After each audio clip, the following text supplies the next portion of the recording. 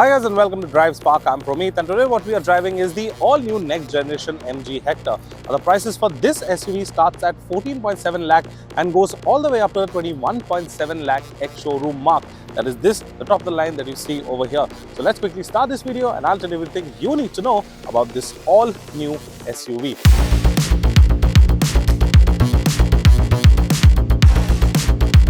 So now starting off with the front end, and the very first change that you will notice is this massive grille. Now you can see that this is an all new grille and it has got a lot of chrome present. You get your MG logo right over here. Underneath you get your front parking camera, and right below that you get your ADAS radar. So this also gets the level 2 ADAS now.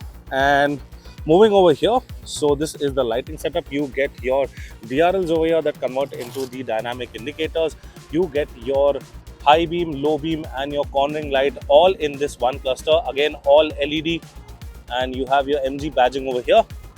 So this is how the front end looks like. A ton of chrome present. You can see that the hood lines is pretty prominent and the car looks much more muscular from the front.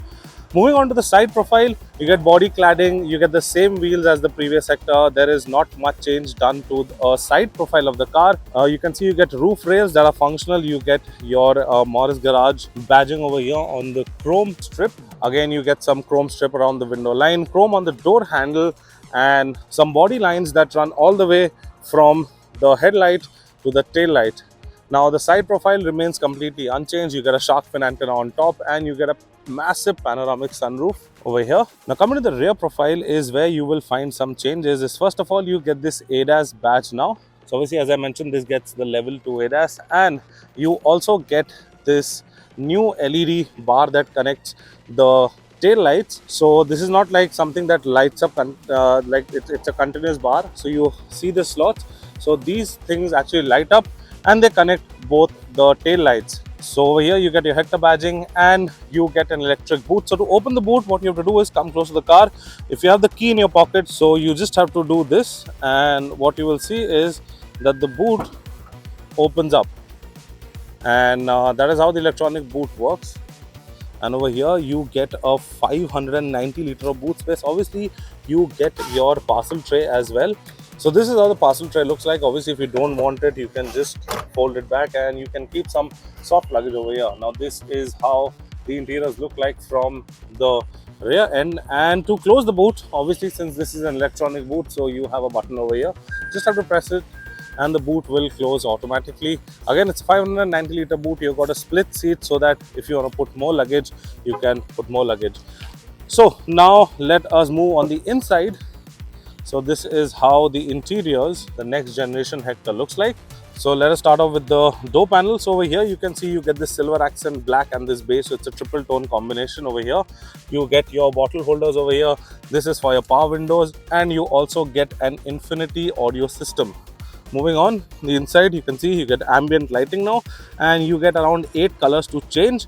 This is for your boot opening, this is for your headlight leveler, this is for the ORVM controls on each side. So now let's quickly start the car up. You get a push button start. So that is how you start the car. Now the first things, the main changes in the car.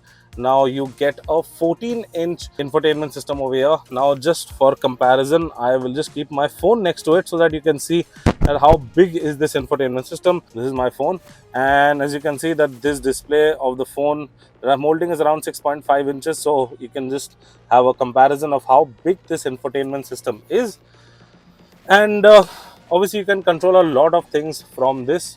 If you go to this button over here, let me just zoom in a little bit. So if you go to this button over here for the vehicle, you have your vehicle settings for your sunroof, for your lamp, ambient lighting, and this is for your driving assistance. Obviously, because of the level 2 ADAS, you have a lot of driving assistance now. You have forward collision warning, lane departure warning, and intelligent beam assist. So this is how the infotainment system looks like. You can connect and get a lot of information about the car.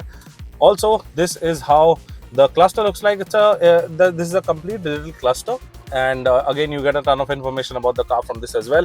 This is the steering wheel. Let me just quickly show you the steering wheel. This is how the steering wheel looks like. It's a flat bottom steering wheel, and obviously you have your steering mounted controls on either side. The AC vents are now completely changed. You get a revised interior all over. So you can see that everything is now different. From the gear lever to these buttons over here, you have ventilated seats for the front. Both the seats are ventilated, and this is for your max AC, this is for traction control, and this is for your parking light. You get some storage space. This is electronic park brake, this is auto hold, and this is for your park assist. So you also have a 360-degree camera feature over here. You can see, you can select any direction you want. You have 2D, you have 3D. If you want 3D, you can select in 3D, and obviously you can see that it will show you all around wherever the car is standing, and if there's someone around the car, obviously you will see that as well. This is the front end. So now let's quickly go to the rear. This is how the rear section looks like. You got 3 headrests that are over here. Also, you get a armrest that is deployable with 2 cup holders. You get your AC vents over here. Again, no fan speed adjustment, no blower adjustment, and that is your massive panoramic sunroof. You get no blinders. This is a 5-seater obviously, so you get 3 sitting over here, and the floor is completely flat. If you can notice over here, the floor is completely flat, so the third person who's sitting over here will not have an issue whatsoever. So guys, this was the interior of the all new next generation Hector, and now let's quickly drive the car and I'll tell you more about it.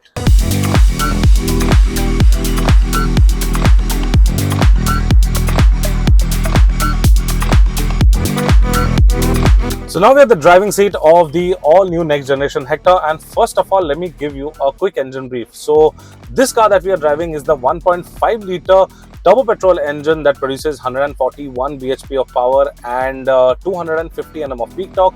Now this comes mated with either a 6-speed manual or a 6-speed automatic gearbox. Now the one we are driving is the automatic one, and you also get a diesel engine. Now the diesel engine is a 2-liter turbocharged engine, and that only comes with a manual, that does not get an automatic gearbox. So let me tell you about the power delivery of this vehicle. So 140 bhp plus 250 Nm does not sound like much.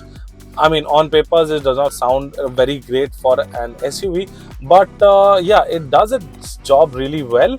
So the power delivery is pretty linear, and I mean, you do not have that kickback. So if I want to floor it also, if I floor it, you can see that the power kicks in slightly late. Yeah.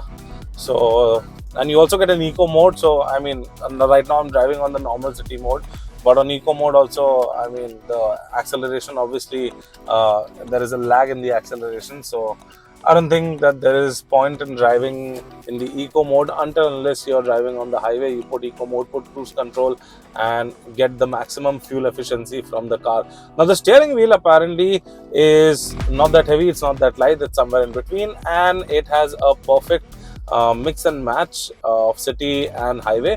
So obviously it weighs up as the car hits triple-digit speeds, and the feedback from the steering wheel is also very nice. It's not like it's a big SUV, so it'll take time, but if you want to shift lanes, just flick the steering wheel and it will just shift lanes instantly. Now the suspension setup on this, obviously nothing has changed as far as the mechanical go. So the suspension setup is again very soft. The car has a lot of body roll. I mean, it is just like you're sailing a boat. It is very comfortable, but it is very soft. Now obviously it is soft, that is why it is comfortable, but it is so soft that literally when you're taking a turn, you can literally feel that the car is swaying from side to side. So yeah, that could have been taken care of, but again, the comfort would have gone. So I mean, we can leave that aside. Obviously it's not like someone's gonna take this car and go racing. Yeah, overall, I mean, it is a pretty good package with the improvements that MG has done with the new grille, with this big infotainment system, with the keyless entry, and one more thing. So when you change, you can see that the indicator went on, but I did not hit the stop. So yeah, that is one thing that MG has added, and that is when you turn, there's slight degree, or I mean, I don't know the exact degrees to where the steering wheel has to rotate for the indicator to go on. So if you're pulling out of a corner, you just do not need to, if you forget, just in case if you forget to hit the indicator stop, it will do it for you automatically. That's a good feature. Overall, comfortable ride. Just one complaint about the seats is that the seat is very hard. I mean, there should have been some amount of cushion. There is cushioning, but either they should have given a lumbar support, because this back section, I mean, for me, I am a little uncomfortable where the lumbar is. Other than that, the seat is pretty comfortable, but it could have been a little softer, since this is a car for comfort and for driving long distances. Overall, it's a good package, and I think with all these updates, the new Hector is definitely going to appeal the crowd.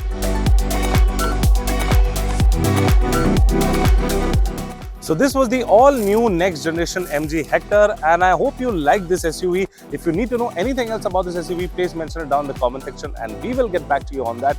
Until then, if you've liked this video, please give it a thumbs up, share and subscribe to all our social media channels. I'm Promeet signing out. See you next time. Thank you so much for watching. Take care, be safe and drive safe.